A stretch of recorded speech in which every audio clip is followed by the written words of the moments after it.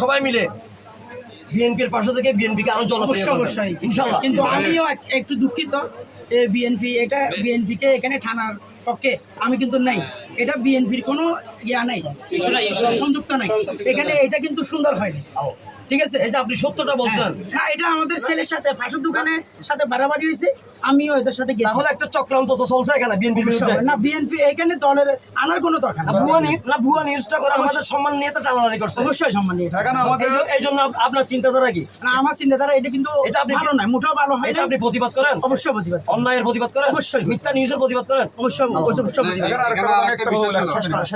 আমাদের গ্যাস চেয়ারম্যানের বিরুদ্ধে এখানে বিভিন্ন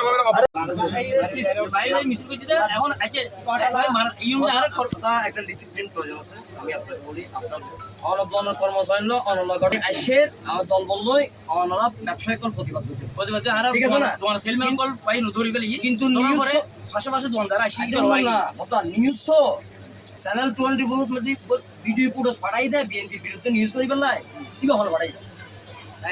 এই ব্যাপারে তো আর গঠিত নয় তো এই 24 নিউজ ব্যাপারে নাই পুরো নয় না এই ব্যাপারে কর্মচারীর নয় মালিকের লগত হয়।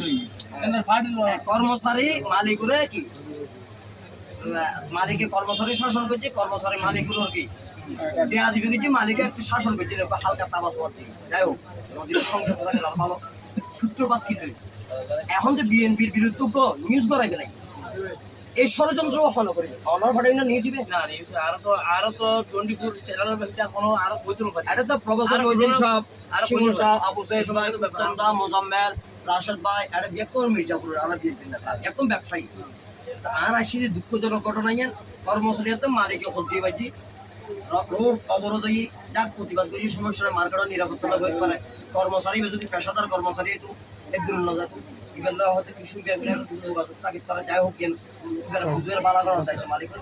কিন্তু আর বিএনপির ষড়যন্ত্র করি এই যে এর হাড়াদারের টোটাল হাড়াদারের শুধু সরকার না টোটাল হাড়াদারের সম্মান জড়িত। বাংলাদেশের প্রধান উপদেষ্টা হাড়াদারি সবচেয়ে বড় হতলদ্বীপ বাংলাদেশের সবচেয়ে জনপ্রিয় দল, এই দলের বিরুদ্ধে যে ষড়যন্ত্র করে নিউজ করায় এর ভূমিকা আর তো যারা এই কিছু যারা মানে ফর্ম কল আসি আর হামলা করছি ভাই আর এই বিরুদ্ধে আর আগে না ওই জন্য প্রতিবাদ আছে জনপ্রিয় দলের ব্যাপারে এই সমস্ত ব্যাপার আর এই ধরনের কিছু আছে তো দুঃখ আছে দুঃখ আছে অবশ্যই আলহামদুলিল্লাহ অবশ্যই দুঃখ আর অবশ্যই আর অবশ্যই নিন্দা অনিন্দা জানো না অন্তরত্ব যে হক ইয়ান হইছে আর বিএনপি পরিবার ব্যবসায়িক কোনো পাশা আছে ব্যবসায়িক নির্বিঘ্নে ব্যবসা করিব রমজান আমার মা বোন কলার মার্কেটিং করিব আর আর আর অবস্থা রকম হাটাদের আইন শৃঙ্খলা বাহিনী তার সাথে সাথে ওসি সাগরে গতকাল জানায় আজকেও জানায় র্যাবেরও জানায় অলরেডি র্যাবের ডিউটি ধরে ওনার নির্বিঘ্নে ব্যবসা করিবেন। অন্যরা ছোটখাটো সমস্যা ব্যবসায়িক করার ভিতরে তাকে তারা কর্মচারীর ভিতরে অন্যরা বই সমাধান করিবেন। ফলে কেউ যদি ষড়যন্ত্র করি আর দলের বিরুদ্ধে চক্রান্ত চলে এবারে যদি কে এভাবে মিথ্যাচার করতে চায় অনরা শক্ত হাতে প্রতিরোধ করি। এই নৈতিকতা কেন রকম চাই। ভালো থাকবেন। ধন্যবাদ। সম্পাদক ছিলাম আমি মার্কেটে আমার রাইসের একটা ছোটখাটো দোকান আছে। তো যেদিন ঘটনাটা ঘটেছে সেদিন আমার একটা অনাথ আশ্রমে ওখানে একটা প্রোগ্রাম ছিল, আমি ওখানে এসেছিলাম। ঠিক আমি এই ঘটনাটা যখন চলমান তখন আমি ওখানে অবস্থান করতেছি। এই ঘটনাটা ফেসবুকে দেখে আমাকে দেশে আমার শুভাকাঙ্ক্ষী আমাকে ফোন করেছিল বিষয়টা কি, তো আমিও দেখে সেটা অবাক হয়ে গেছি। তো পরবর্তীতে যে ঘটনাটা মার্কেটে ঘটেছে আমাদের একজন ব্যবসায়িক ভাইয়ের গায়ের উপর হাত তুলেছে, সেটা অত্যন্ত নিন্দনীয়। আমার বিএনপি হাটহাজারী এবং মির্জাপুর ইউনিয়ন বিএনপির থেকে আমরা সেটা নিন্দা ও প্রতিবাদ জানাই। এখন যে বিষয়টা এখানে ঘটে গিয়েছে সেটা হচ্ছে দোকান এবং কর্মচারী এবং দোকানের মালিকের সাথে, সেটা নিয়ে তাদের মধ্যে একটা ঝগড়াঝাটির ব্যাপার। সেটা মার্কেট সমিতিকে নাকি সেই ছেলেটা অবহিত করেছে, অবহিত করার পরও সেই বিচার পায়নি, যার ফলে এই ছেলেপেলেগুলো তাদের বন্ধুবান্ধবকে দিয়ে এখানে নিয়ে এসছে, নিয়ে আসার পর এখানে একটা দুর্ঘটনা ঘটিয়ে ফেলেছে।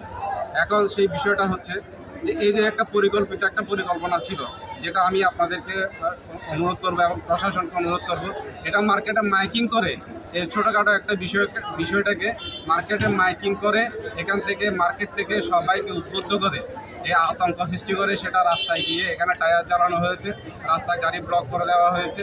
এই যে এটা চাঁদাবাজের একটা মিথ্যা তকমা লাগিয়ে, চাঁদাবাজটা কোথায় আপনারা সকলে এখানে যারা আছে মার্কেট সমিতির থেকে গতকালকে ব্রিফিং দিয়েছে, আজকেও আপনাদের সামনে ব্রিফিং দিয়েছে।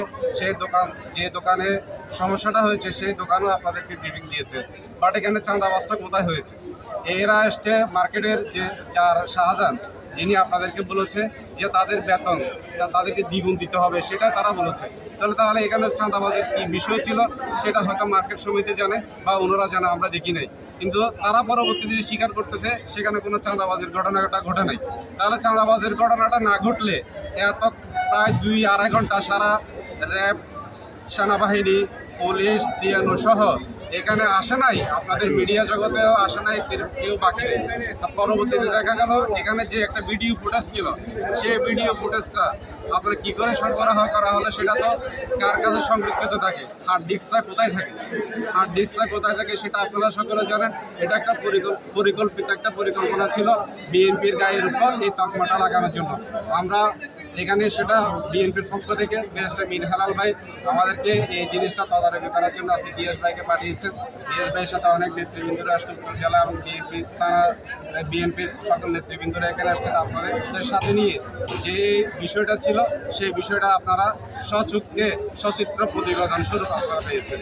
তাহলে এখানে বিএনপির উপর একটা আত্মঘাতী একটা এখানে যে মিডিয়া ট্রায়াল আমাদের তারেক রহমান বলেছেন, সেই মিডিয়া ট্রায়ালের মধ্যে আমরা যাতে না পড়ি সেই দৃষ্টিটা আপনারা রাখবেন। এই যে এখানে একটা ষড়যন্ত্র ছিল, কারা মাইকিং করেছে, আজকে একটা এই যে দুর্ঘটনাটা ঘটেছে সেই দুর্ঘটনাটা দায়ভার তাদেরকে নিতে হবে যারা এই ঘটনাটা ঘটিয়েছে। ধন্যবাদ আপনাদের।